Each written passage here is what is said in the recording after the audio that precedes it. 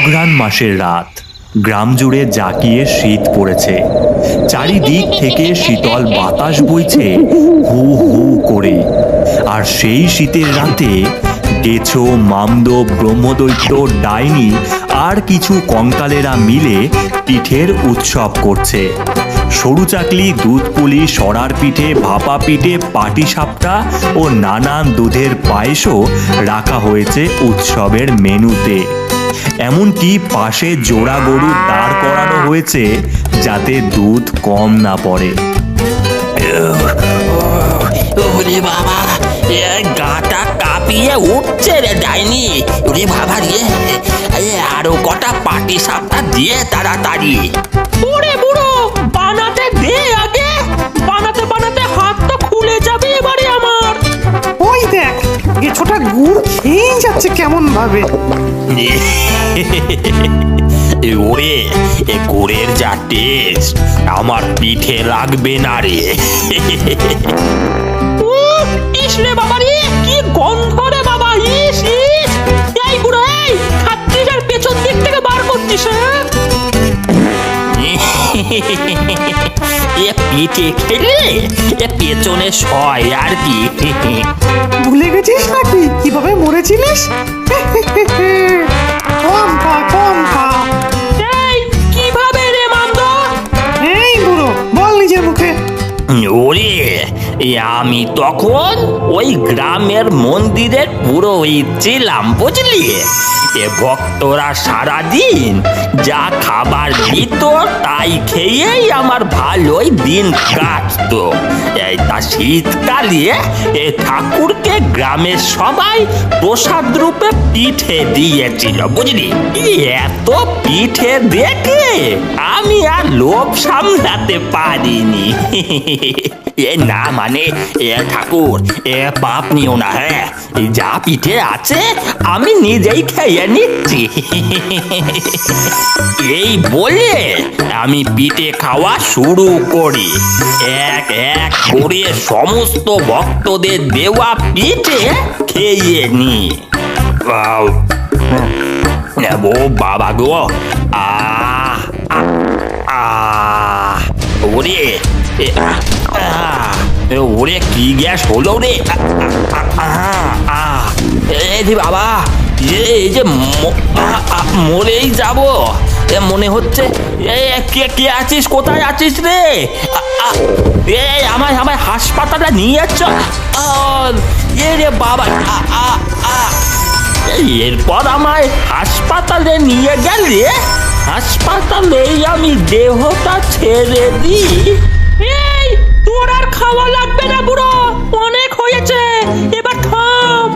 আমায় আমায় দুধ পুলিটা দে না ডাইনি। ও, তুই পিঠটা যা বানাস না, আহা। আমাদের পাটি সাপটা চাই। এই নে তোরা, কিন্তু মনে রাখিস ওই বুড়োকে দিস না। এমন করিস না রে ডাইনি। আচ্ছা আচ্ছা, এই কম খাবো। এবারে শুনি তুই কিভাবে মরেছিলি। হ্যাঁ হ্যাঁ, বল ডাইনি বল। তখন আমার অভাবের সংসার, সবে বিয়ে হয়েছে। লোকের বাড়িতে বাড়িতে কাজ করে যেই টাকা পাই তাতেই সংসার চলতো। একদিন মা, ও মা, আমায় একটু পিঠে করে দাও না। মা, পিঠে করতে দুধ, গুড় সব লাগে। আমি কোথা থেকে পাবো বল? দাঁড়া, আজ কাজ করতে গেলে ওদের বাড়ি থেকে নিয়ে আসবো। আমার ভালো মা। আমার মনিবের বাড়ি কাজ শেষ হলে আমি আমার মেয়ের জন্য দুটো পিঠে চেয়েছিলাম। আর তারপরে পিঠে গিলবি তুই? হ্যাঁ পিঠে, নোলা তো কম বড় না রে তোর। তাই ভাবি, ঘরের গুড় দুধ এত কমে যায় কেন? হ্যাঁ দিদি, আমি চোর না, তোমার বাছাই আমায় দিতে বলতো তাই দিতাম। দেখেছো দেখেছো দেখেছো তো, আমার ছেলের ওপর আবার দোষ দেয়। এই নে নে নে, আহা, আহ, মর মর, পিঠে খাবি? পিঠে, মর মর। এরপর আমি মারা যাই। আমার বাচ্চার যে আরে ডাইনি, তুই এত কষ্ট পেয়ে মরেছিস? চোখে জল এসে গেল রে ডাইনি। এই কষ্টের জন্য আমি আরো এক বাটি গুড় খেলাম, কি বলিস? ওই মার হতভাগাটাকে। এমন সময় এক বুড়ি নানান রকমের পিঠের ঠেলা গাড়ি নিয়ে বনের মধ্যে দিয়ে যেতে থাকে। সেই সুস্বাদু পিঠের গন্ধ চারিদিকে ছড়িয়ে পড়ে। পিঠে নিয়ে যাও, সুস্বাদু পিঠে নিয়ে যাও। আহ, এত সুন্দর পিঠের গন্ধ আসছে কোথা থেকে? হ্যাঁ, তাড়াতাড়ি চল দেখি। এরপর সকলে উড়ে গিয়ে সেই ঠেলা গাড়ির সামনে দাঁড়ায় আর বলে, ও মা, এ তো গুড়ের পাটিসাপটা। বুড়িমা, ও বুড়িমা, আমাদের দাও। আমাদেরও দাও। এই নাও সবাই। সকলে বুড়ি মায়ের পিঠে খেতেই এক এক করে অজ্ঞান হয়ে মাটিতে পড়ে যায়। কাজ হয়েছে, এইবার আমার শিশির ভিতর চলে আয় তোরা। দূর আকাশের মেঘের মধ্যে ছিল এক পরীদের সাম্রাজ্য। শীত শুরু হওয়ায় সকলেই নানান রকমের পিঠের আয়োজনেই ব্যস্ত ছিল, কিন্তু সেই পিঠে খাওয়ার অধিকার ছিল না কারোর, কারণ সেই সাম্রাজ্যে আতঙ্ক সৃষ্টি করে রেখেছিল এক রাক্ষস। ও মামা, আমরা কি কখনোই পিঠে খেতে পারবো না? হ্যাঁ মা, আর কত বছর ধরে ওই রাক্ষসটাকে পিঠে খাওয়াতে হবে জানি না। চল চল, গুহার ভিতরে ঢোক তোরা। সকল পরীরা অনেক পিঠে বানিয়ে নিয়ে এসেছে রাক্ষসের জন্য। এই নিন রাক্ষস মহারাজ, ভোজন করুন। হ্যাঁ হ্যাঁ, চমৎকার চমৎকার, আমি খুব খুশি হয়েছি রে।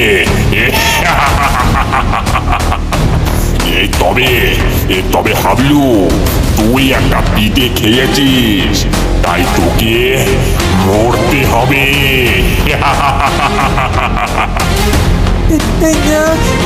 আমি খাইনি, মেরে না, আমার মেরে না।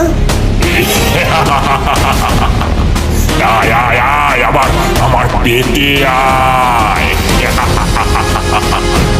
আমায় ছেড়ে দাও, আমায় ছেড়ে দাও। এই দেখে সকল পরীরা সেখান থেকে পালিয়ে যায়।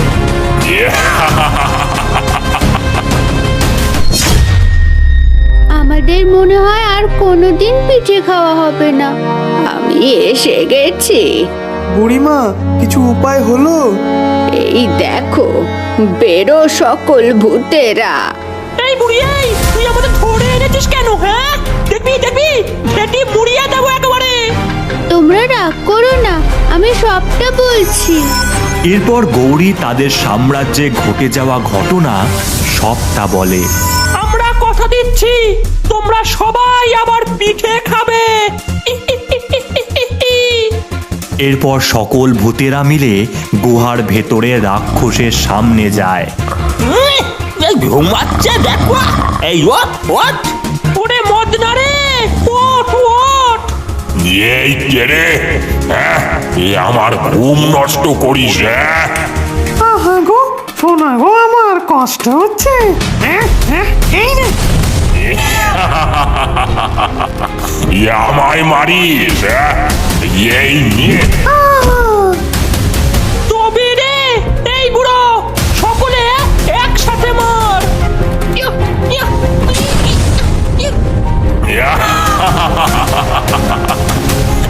কিছুই করতে পারবি না আমায়। আজ তোদের মেরেই দেব। উড়ে বাবা রে, এ তো খেপে গেছে রে। পালা পালা পালাও পালাও। সকল ভূতেরা সেখান থেকে পালিয়ে যায়, আর রাক্ষস খেপে গিয়ে গুহার থেকে বাইরে বেরিয়ে আসে। সকল বাড়ি ঘর ভাঙতে থাকে, পরীদের মারতেও থাকে। ইয়া ইয়া ছাড়বো না, মেরেই দেবো। ও বুড়িমা, এই যে রাক্ষস খেপে গেছে।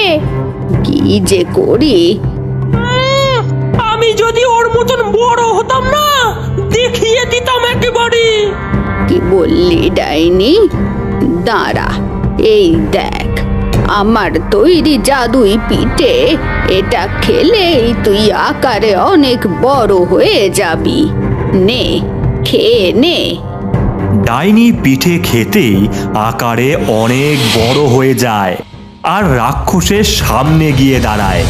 ওরে থাম বাবা, থাম থাম, এই দেখ কে এসেছে, তোর জম। কি রে, এই তুই বড় হলি কিভাবে? ওইসব বাদ দে, এখন মার খাওয়ার সময় তোর। ইয়া! ইয়া!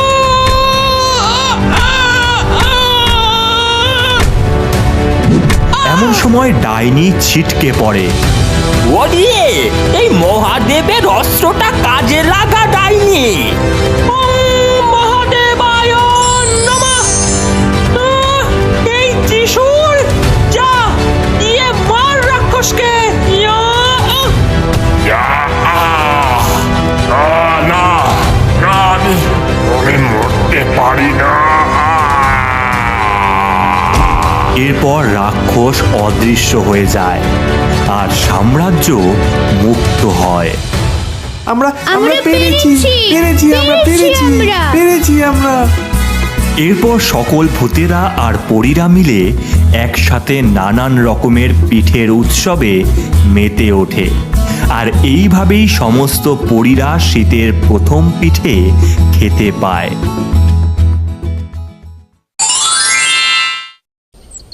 কুসুমপুর গ্রামে একটা ডাইনি থাকতো। একদিন তার ঘরে বসে আছে ডাইনি। শরীরে মোটেও জোর পাচ্ছি না, আজও কাজে যাওয়া হলো না আমার। বয়সটাও এদিকে দিন দিন বাড়ছে। এদিকে আবার শুনছি ডাইনি রাজ্যে সরকার নতুন নিয়ম বের করে আমাদের পেনশনটাও বন্ধ করে দিচ্ছে। ধর, টাকা রোজগারের কিছু একটা উপায় করতেই হবে, না হলে যে পেটে বালিশ চাপা দিয়ে মরতে হবে। কিন্তু কিন্তু কি যে করি। হ্যাঁ, একটা আইডিয়া এসেছে মাথায়।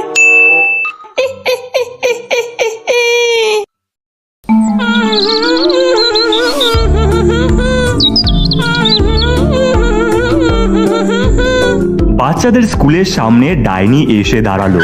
বাচ্চারা মাঠে খেলা করছে।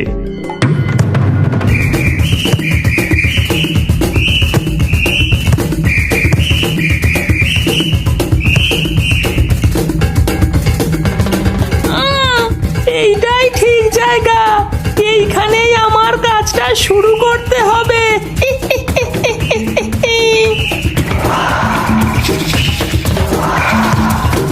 স্কুলের জলের ট্যাঙ্কের সামনে ডাইনি দাঁড়িয়ে। স্কুলের জলের এই ট্যাঙ্কের মধ্যে মিশিয়ে দেব আমার বানানো বিষাক্ত ওষুধ, তাহলে এই কেল্লা ফতে। ডাইনি ঝোলা থেকে কিছু বের করে জলে মিশিয়ে দিল।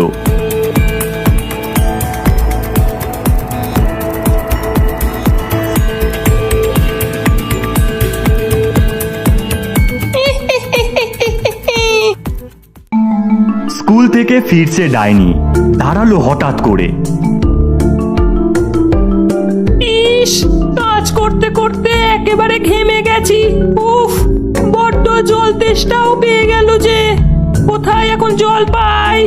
আরে এই তো স্কুলের কল আছে, এখান থেকেই খেয়ে নি।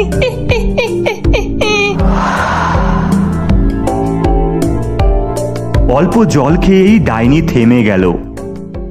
ওহো, আমি কি করলাম? বাবা, এ জল কেন খেলাম? ফিরতে হবে, না হলে। ডাইনি দৌড়াতে লাগলো। গোপাল, গৌরী, বিনু, হাবলু খেলা শেষ করে কল থেকে জল খেতে এলো। খেলার পর বড্ড বেশি জল তেষ্টা পায়, তাই না রে গৌরী? আমারও খুব জল তেষ্টা পেয়েছে রে। চল তাড়াতাড়ি জল খেয়ে বাড়ি যাই, আজ তো আর ক্লাস নেই। সবাই জল খেতে লাগলো।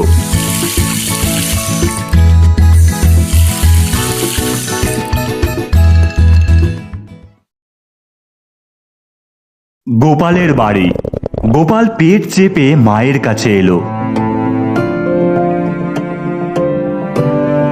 মা, খুব পেটে ব্যথা করছে। সে কি রে, তোরও পেট ব্যথা?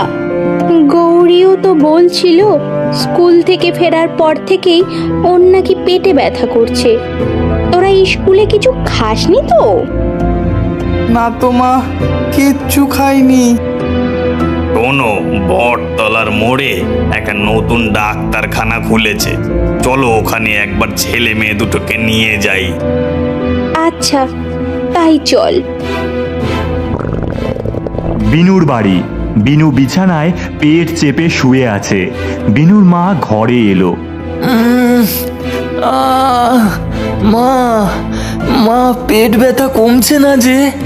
কি যে হলো তোর? স্কুল থেকে ফিরে থেকেই তোর আবার পেট ব্যথা বলছিস? দেরি করে কাজ নেই রে, একজন ডাক্তারের খোঁজ পেয়েছি, চল সেখানেই যাই। ডাইনি বসে আছে ডাক্তারের চেয়ারে। একজন বাচ্চাকে ডাইনি ওষুধ দিচ্ছে। পাশে চেয়ারে গোপাল, গৌরী আর তাদের বাবা মা, আর তার পাশেই বিনুর মা আর বিনু বসে আছে। এই ওষুধটা খেয়ে নাও খোকা, এক্ষুনি পেট ব্যথা গায়েব হয়ে যাবে। বাচ্চাদের রুগী বানানোর জন্য স্কুলের কলের জল বিষাক্ত করে এসেছিলাম, কিন্তু ভুলের চোটে ওই জল খেয়ে আমার অবস্থাও এদের মতোই হতো। সময় মতো এই ওষুধটা খেয়েই জোর বাঁচা বেঁচে গেছি বাবা। অবশ্য বুদ্ধিটা ভালোই কাজে দিয়েছে, সব বাচ্চা অসুস্থ হয়ে আমার কাছেই এসেছে। মনে হচ্ছে ডাক্তারি করে ভালোই পয়সা কামাতে পারবো। হাবলু মায়ের সাথে পেট চেপে চেম্বারে ঢুকলো। হাবলু, তোর আবার কি হলো? স্কুল থেকে ফিরেই পেটে ব্যথা? হ্যাঁ রে, খুবই পেটে ব্যথা করছে। ডাইনি চেম্বারে বসে আছে। স্কুলের জল বিষাক্ত করে মোটা রোজগার হলো। ওফ, এবার অন্য কোনো একটা জবরদস্ত উপায় ভাবতে হবে। কি যে করি, কি যে করি। হ্যাঁ, দারুণ একটা প্ল্যান এসেছে মাথায়। বাড়ির বারান্দায় দাঁড়িয়ে ডাইনি ঝোলা থেকে এক মুঠো শ্মশানের ছাই বের করলো। এই যে আমার মন্ত্রপুত শ্মশানের ছাই, এক ফুয়ে ছড়িয়ে দেব সারা গায়ে। ব্যাস, আর যাবে কোথায়? শ্বাসকষ্ট শুরু হবে সকলের, তখন চিকিৎসা করাতে আসতে হবে আমার কাছে। এবার অনেক অনেক টাকা রোজগার করব আমি।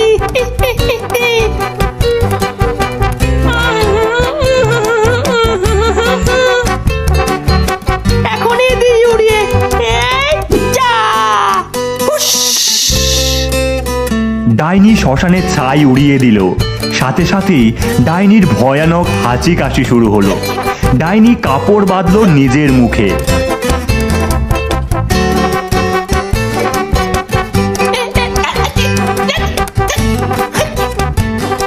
নিজের মুখ ঢাকতেই যে ভুলে গেছিলাম। নাকের জলে চোখের জলে একাকার হয়ে গেল একেবারে। যাই যাই। ডাইনির চেম্বার। কাশি, শ্বাসকষ্ট নিয়ে গ্রামবাসীরা উপস্থিত। ডাইনির সামনে একজন রয়েছে। এই ওষুধটা খাও, এক্ষুনি সব কষ্ট সেরে যাবে, বুঝলে? কোনো চিন্তা নেই। একটু দূরে বসে রয়েছে গৌরী আর গোপাল ও তার বাবা। গোপালের শ্বাসকষ্ট। আর একটু অপেক্ষা কর, দেখবি ওষুধ খেলেই ঠিক হয়ে যাবে, তাই না বাবা? হ্যাঁ রে মা, ডাক্তার খুবই ভালো, এক ওষুধেই অসুখ ছেড়ে যায়। কিন্তু আমার কেন যেন এই ডাক্তারটাকে না ভালো লাগছে না, লোভী লোভী দেখতে। তাছাড়া এই ডাক্তার গ্রামে এলো আর অমনি এইসব অসুখ শুরু হলো, এই ব্যাপারটাও বেশ রহস্যজনক। ফসলের ক্ষেতে ডাইনি দাঁড়িয়ে আছে। কাশি আর হাঁপানি ধরিয়ে জব্বর রোজগার হয়েছে, কিন্তু সার যে মিটছেই না। আরো টাকা চাই আমার, আরো টাকা। এই ফসলের ক্ষেত থেকেই টাকা কামাবো এবার। বিষ মিশিয়ে দেব ফসলে, বিষাক্ত ফসল খেয়ে রোগ বাঁধিয়ে সব আসবে আমার কাছে। ও মাঝে মাঝে মনে হয় না আমি না সাথে গেলে ভালো করতাম। কি ওষুধের বদলে এবার আরো বেশি করে টাকা চাইবো। কিন্তু কাজটা চুপি চুপি করতে হবে, না হলে যে বিপদে পড়ে যাব। দেরি না করে তাড়াতাড়ি বিষ মিশিয়ে দিয়ে যাই। ডাইনি ঝোলা থেকে বিষ বের করে ছড়িয়ে দিল ফসলের ওপর। কিন্তু মনে হচ্ছে পেছনে কে যেন দাঁড়িয়ে আছে, দেখি তো একটু ঘাড় ঘুরিয়ে। ডাইনি সামান্য ঘাড় গোড়ালো, পেছনে একটা কাকতাড়ুয়া। ঠিকই মনে হয়েছে, ওই তোর প্যান্ট দেখতে পাচ্ছি, যে আমার হাতাটাও নড়ছে মনে হচ্ছে। নিশ্চয়ই দেখছে আমি কি করছি। লাফিয়ে যদি ধরে ফেলে পিটিআই হয়তো শেষ করবে। প্রাণ নিয়ে পালাই এখনই। ওই বাবা! ডাইনি ছুটতে লাগলো। কিছু দূর গিয়ে আবার থমকে দাঁড়ালো। কই কই কই কই, কেউ তো তাড়া করছে বলে মনে হচ্ছে না, দেখি তো। ডাইনি পেছনে ঘুরলো, কাকতাড়ুয়া দেখতে পেল। দূর, হায় রে আমার পোড়া কপাল! কাকতাড়ুয়া দেখে ভয়ে মরলাম, হলো আমার বুড়া হাল।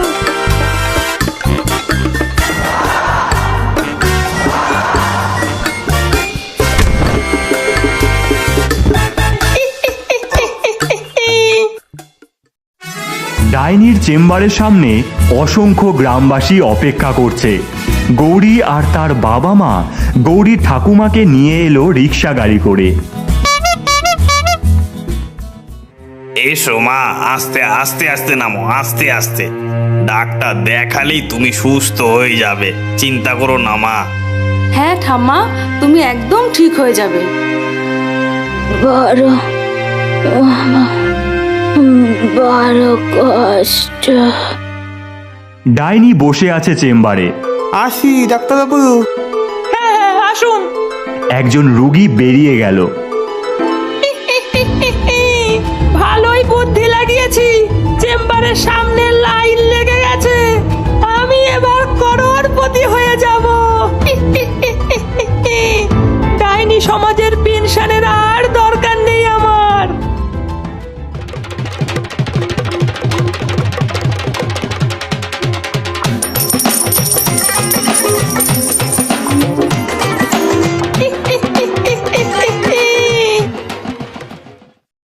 নেক্সট। ঠাকুমাকে নিয়ে গৌরী, বাবা ও মা ভেতরে এলো। সকাল থেকেই মা খুবই অসুস্থ হয়ে পড়েছে, দেখুন তো একটু ডাক্তারবাবু। ঠাকুমাকে পরীক্ষা করার পর ডাইনি মনে মনে বলল, এ বুড়ির অবস্থা দেখছি একটু বেশি খারাপ। বাঁচবে বলে মনে হচ্ছে না। ইশারায় বলে রাখি অবস্থা ভালো নয়, নয়তো মরে গেলে ডাক্তারের দোষ হবে।